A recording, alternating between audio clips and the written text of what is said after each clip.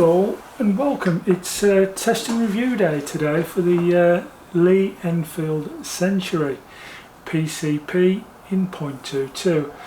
We're going to start it off nice and simple with our gallery. I've not put the magazine in. I'm going to shoot it with just a single shot tray in the gun, and I'll be using Air Arms Diablo Hunter pellets in 2.2. These were supplied to us by DAI to test out, and so far so good. They have been really good. Right, let us begin. This may take a little bit longer than normal due to the fact is it is the single shot tray, but I'm just trying to give it as better chance as I can. The weather's awful in the West Midlands today, so if you do hear a lot of wind noise and a few little bits of knocks and fumbling about, please do ignore it. I'm trying my best with what we got. First shot. Not bad. Done that quite easily. Second shot. I do like the very short throw of the bolt action. That's two. Seems to also be quite punchy from what I can see. I mean, I will put it over the chrono later on in the test just to see how it's doing, but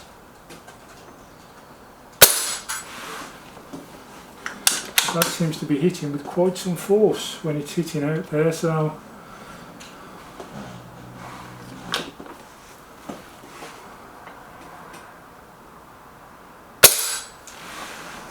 far so good.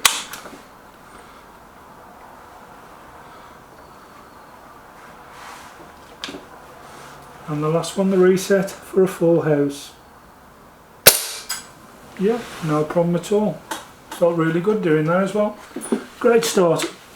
Our next test for the Lee Enfield is the bottle tops. Three on the left hand side there, which is a red one, white one, and like a maroon coloured one. So let's see how we go with this.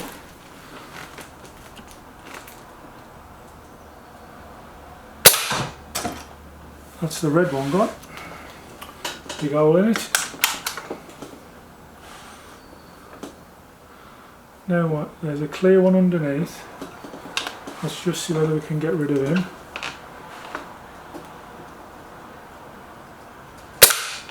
Yeah. And last is the little maroon one underneath. Hopefully we can say goodbye to that one now for a pass. Yes indeed, that. They don't always fly out, but you can see them move when they do get it, and that's a pass for the Lee Enfield Sentry. We'll move on to our next channel, the spinners. It's challenge 3 and it's our spinners. So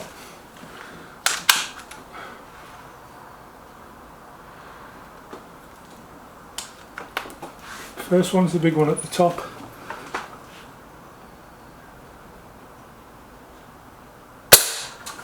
No problem with that one, which I would hope it wouldn't have anyway, so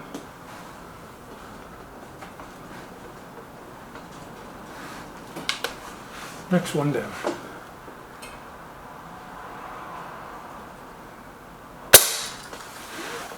Nice shot. The wind today is terrible, so if we do get a wide one, don't always suggest here that it is the gun.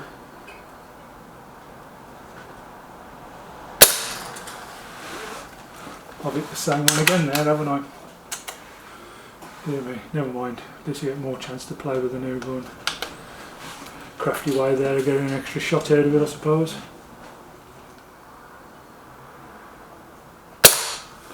Yeah, takes that one, no problem.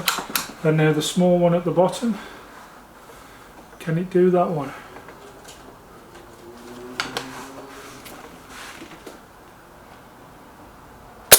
Yeah, that's a pass for the Enfield. Shooting really well at the moment.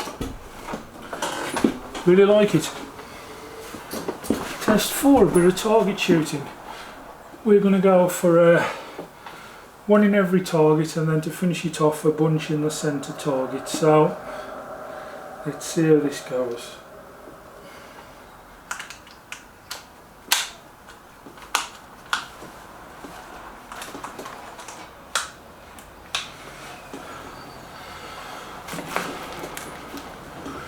Right, centre target first.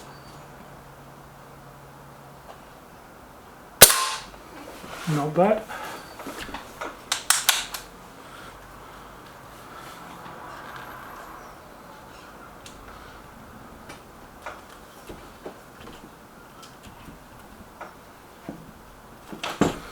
Top left.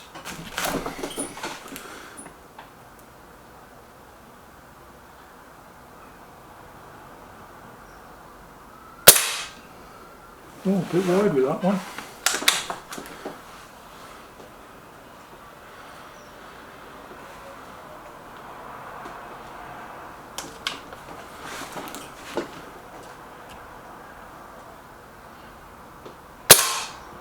Top right, we're back somewhere there, which is good to see.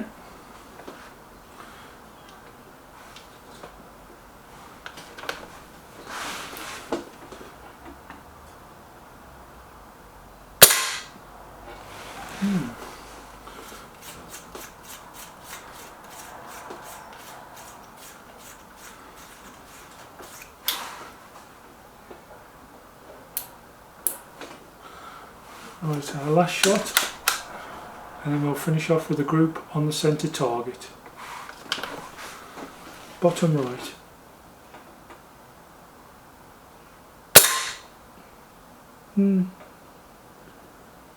Not bad, not bad. Would have expected better if I'm honest, but let's see whether it can redeem itself with the extra 4 shots now to centre target.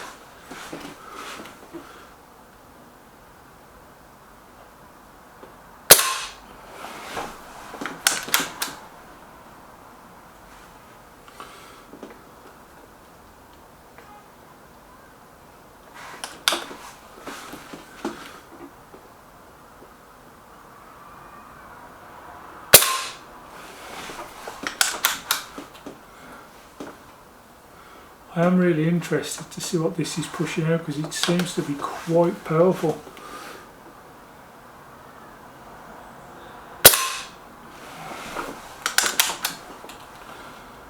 For a PCP, I wouldn't say the most accurate one I've ever shot, but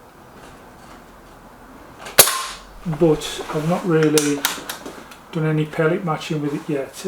I'm using the supplied, as I say, Air Arms Diablo Hunters, supplied politely to us by DAI Leisure, for a test purpose, and that one was a lovely shot.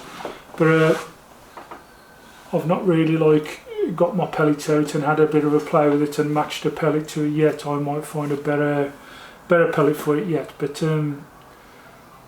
finished off quite well there. I would expected a bit more accuracy from a PCP, but there you go. Next thing we need to check now is what it's like over our chronograph. Let's see what power this is pushing out. Okay, then let's push this through the chronograph and let's see what we get. I was expecting here to see big scores, to be honest with you, because it seems to have a fair bit of wallop in it. Okay, let's begin. First shot. 180.7, that's a big score.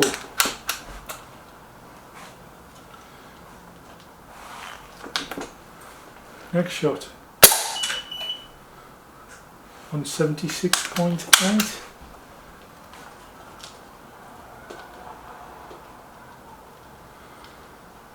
One thing I do hate about these single shot trays is they do get very, very fiddly.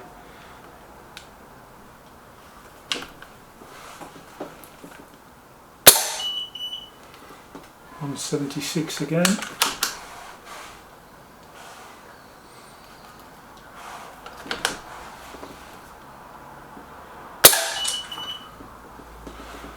175. So 175 at the minute to 180 is the spread. And the last shot, 177. So if we take the highest shot there, which was 180, I think that's going to be very close, or maybe even above the legal limit, but the other ones were lower. I will put it through the computer and we'll come back with some results in a moment. Okay, thanks for waiting. I've just put into the calculator the weight of the pellets. These are the Diablo, Air Arms Diablo Hunters, as I said. They're 16 grains. I've put that in. I took the middle one of our count, which was a 177 metres per second. I changed that down to feet, which was 580 feet per second. Our energy level in foot-pounds was 11.95. You can guess the 180 is even closer to the 12 foot-pounds of pressure there, so I've got to keep an eye on that, of course. And our energy coming out in joules was 16.21. So as I said, I could feel the gun had got quite a kick to it. It's right on the limit, bang on. As I say, I took the average one. If I'd have took the 180 one, I think that just was 12 foot 05, so just over that one was, but all the rest were well below the limit. There was one there that was just over, but yeah, you can tell it's shooting at some fair old poke there. So as far as I know, the gun's had nothing done to it. All I've done to it today to give it a little bit more extra poke, and it'll die down after it's had a full barrel clean today. And obviously everything's had a good bit of maintenance done to it. That 12.05, like just over the limit there, that will subside in the end. But as you can see, all the other shots out of the 5 there were well underneath that. There was only that one, the 181, which was quite a heavy one at the start, but yeah, I knew it was pumping out a fair bit of power. You could feel the power from it when you were shooting it. So yes, the Enfield Sentry does pack a little bit of a punch there, shall we say. To wrap up the review and test today, what did I think? Well, it's obvious that the gun has got a bit of power. It's quite accurate at first, and then all of a sudden it'll have a little bit of a diversion, go away from where it needs to be. Now I'm thinking that may be something to do with a pellet match. It's an AGS scope on there, not my favourite scopes to be fair, the AGS's. I may change that to something else to help with the accuracy. All in all, great gun. I mean, I went to DAI Leisure in the Maryhill today, and I was looking for something to bring in to review. I went to buy a brand new Enfield Sentry, and I was offered that one, which had only a couple of months old. Somebody had bought it and changed to another gun. They put me a bipod, the scope on, and obviously like a few extra bits and pieces there, like all that for just under £300, which I don't think you can complain about, to be fair. I think if you buy that setup anywhere else with a bipod, scope and all the bits and pieces on it there, I think you're looking somewhere, I think between the 500 and 600 mark for all the gear in the kit form, like. So I was really pleased with that. Would I recommend this PCP to somebody? Yeah, I think a different scope on there, which I have got one due to come in shortly, which I want to test out, so that may be another review coming. I've ordered a Milbrow Clearview with an etch scope just to see how that one goes, and hopefully that changes a few things and it shoots a little bit better. As I say, those AGS's, they seem to be very floaty. I've got one on our Webley VMX Quantum, and you're never quite actually sure where it's going to go. It seems to float. It seems like the actual reticle is floating. It moves about so much when you're trying to level up your line of sight. I don't know if anybody else has experienced this with the AGS scopes, but it's what I found. But anyway, I'll give it another try with another scope, and then obviously if it does change anything, I'll let you know. It hasn't shot badly. I mean, if you was out today looking for squirrels, rats or wherever, you'd hit most of them there easy enough. I mean, there's only I think 2 or 3 there that was just outside the bullseye area, so it's not bad. I mean, they're not miles away, so it's livable with. But as you can see as well, when we did the chronograph there, I think there was only 5 or 6 feet, 6 meters per second difference in all the readings. So over the 5 shots there, maybe 10 feet per second, something like that. Not a lot anyway, but it is a regulated gun, so it should be quite close, to be fair. That tops up our review and test today of the gun. Recommendation wise, yes, great gun, do like it. I like the way it feels as well. I like all the little extra bits and pieces they put into the gun. Just makes it so much better, really.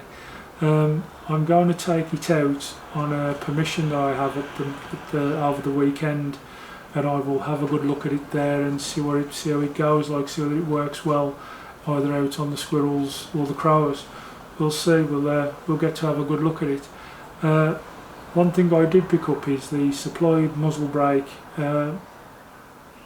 Not the greatest. It's supposed to be like a suppressor there on the end. It's not the greatest. If I could get another one, I would, just to quiet it down just that touch more.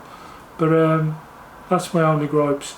I mean, you're talking brand new, the gun is £350 without all the extras. That's just the gun on its own, no extras. And it's a good buy for that when you think about it. You're talking in the same regions of like the Corral Puncher, MPO2, maybe the Artemis M11, kind of that area. So you do get a lot of gun for your money there. The only other thing that I've seen around that price range at the moment that would sort of put it under a challenge, I suppose, and I can only see those in 177 about at the moment, is the 80A Airborne. Apparently they're really good, but a very heavy gun. That there, I think unscoped, I think it's 3.5 kilos, which isn't too heavy. It's okay if you're out in the field. I'm sure that the 80 Airborne is maybe 6 kilos, somewhere near there. I think it's quite heavy, the Airborne. But that's the kind of things that it's got to beat and what it's got to be challenging to be, a decent gun. But I'll give it a bit more testing over the weekend, as I say. I will take it out on the permission and see whether it performs out in the field. But yeah, quite pleased with the gun. And as you can see, it's not fouled anything today. I would have expected a little bit better in the target shooting, but I'm putting that down to the scope, I think. Thank you all for watching. See you all in the next one. Hope it's been informative for you and hope you've enjoyed it. Speak soon.